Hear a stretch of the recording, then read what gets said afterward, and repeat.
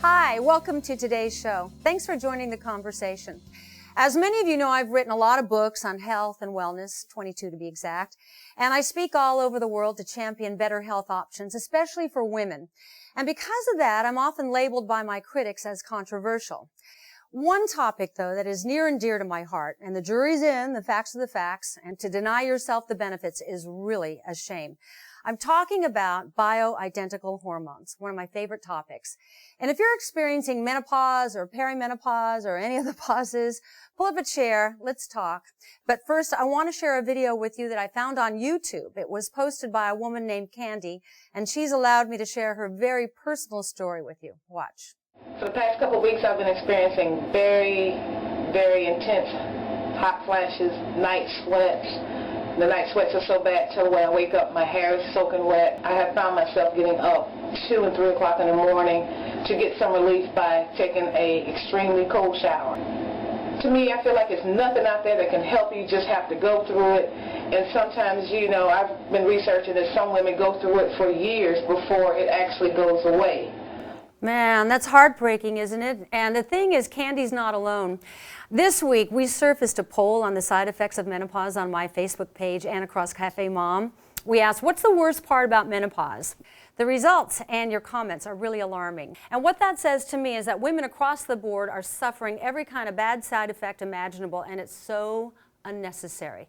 So let's get one thing, very important thing straight, because I can tell by your many comments that a lot of our viewers don't know the difference between bioidentical hormones and synthetic hormones.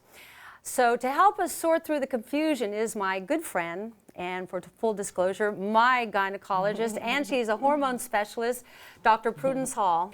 So explain to them the difference between synthetic hormones and bioidentical hormones, because everybody's afraid they're going to get cancer if they take hormones. Take it away.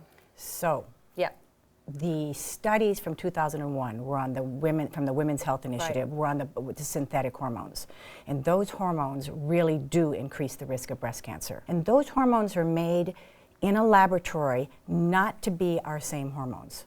They're pregnant horses' urines derivatives. Right. So synthetic hormones are so-called hormones. Bioidentical hormones are? So bioidentical hormones are created from soy and yams, and they're created to be exactly the same hormones that we have in our body. The studies are in. There have been hundreds of thousands of women who have been studied, and bioidentical estrogen does not increase the risk of breast cancer.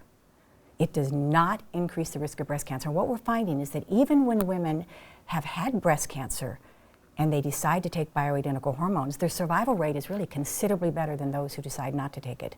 So I really don't want women to be afraid of taking this really important intervention in terms of longevity. Hormones, bioidentical hormones, actually decrease every single cause of death in women. This is a way for them to better their lives, to not take medications. Will these take away all the horrible side effects? They do a remarkable job in taking women out of menopause. A big topic of conversation on CafeMom is hot flashes. They're awful. So what do you do about them? Well, hot flashes are the easiest thing that we can resolve with bioidentical hormones. But women talk to me about the anxiety of bedtime. Is balanced hormones the answer? When our estrogens are low, the stress hormones go up. So women feel an extreme state of anxiety. What do you do when a woman comes in and says, I'm fat, I hate it? Probably 95% of my women come in saying that they feel like they've gained weight. And it's due to imbalanced hormones. Wow. There are no shortages of videos on YouTube featuring women who are sharing their hormone questions and concerns. And this next one was posted by Seymour. She's been told to take both estrogen and progesterone by her doctor, but's afraid of all the side effects. Let's take a look at what she has to say. I've been struggling with all the menopausal symptoms. I am in full-blown perimenopausal. This little pill is progesterone. The actual name of it is called medroxyprogesterone. Side effects: nausea, bloating, breast tenderness, headaches, change in vaginal discharge, smooth swings, vertigo, dizziness, drowsiness, weight gain or weight loss. Now, according to her, you can't take estrogen without taking progesterone. So it's a lot to think about to take these. I'm just perplexed at this, whatever this is. So what would you tell Lily? What's wrong with the regimen she's been given? The progesterone should not be used.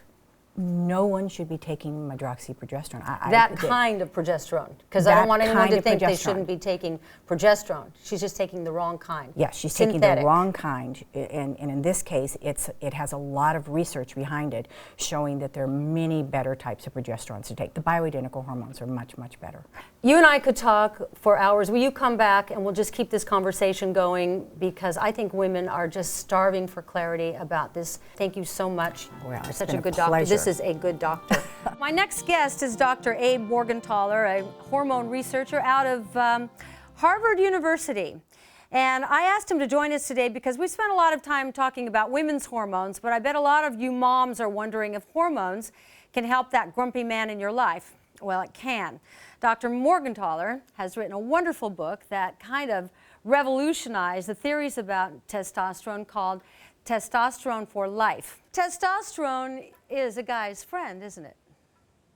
Suzanne, it's an unbelievable thing that we're really discovering now, and more people are getting savvy about this issue. Somewhere around a third of men over the age of 40 have low levels of testosterone. They have symptoms like low sex drive, they're tired, they have less of a sense of vitality, their mood can be flat or depressed, and we can give back the same hormone. And for most of those guys, not all, but most of those guys, it can be a home run. They can go back to feeling like they're alive, they've got their mojo back, they just feel like themselves. So what you said in that book that was so amazing to me was that testosterone does not cause prostate cancer, and that if you've had prostate cancer, you can take testosterone, correct? I can't tell you that testosterone is perfectly safe. We don't, we need big studies, lots of people. But here's what I can tell you for sure. This old idea that testosterone is like gasoline on a fire with prostate cancer, it's impossible to be true. Impossible. We were the first to look. Nothing happened to these men. This is revolutionary, Abe. Thank you so much. I'll talk to you again soon. I hope you come back on my show. Bye, Suzanne. Bye-bye. Great to be with you. You too. Bye-bye. Thank you very much, and we'll see you on our next show. On the next episode of Breaking Through, who are the people with the lucky karma who were born cancer resistant, and is there a test?